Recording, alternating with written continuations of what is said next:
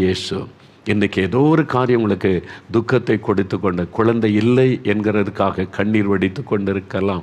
கடன் பிரச்சனை நிமித்தமாய் கண்ணீர் வடித்து கொண்டிருக்கலாம்.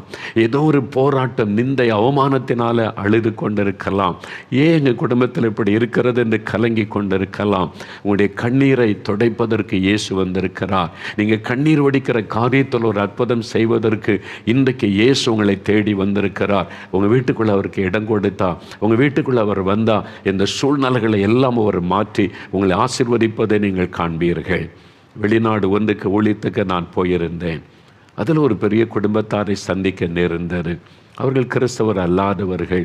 அவருடைய பெயர்களை எல்லாம் கேட்டபோதே தெரிந்து கொண்டேன். அப்போ அவங்களுடைய வாழ்க்கையில் நடந்த ஒரு காரியத்தை எனக்கு சொன்னார்கள். நல்ல பிஸ்னஸ்ஸு, நல்ல செல்வம், நல்ல வாழ்ந்திருந்த ஒரு குடும்பம்.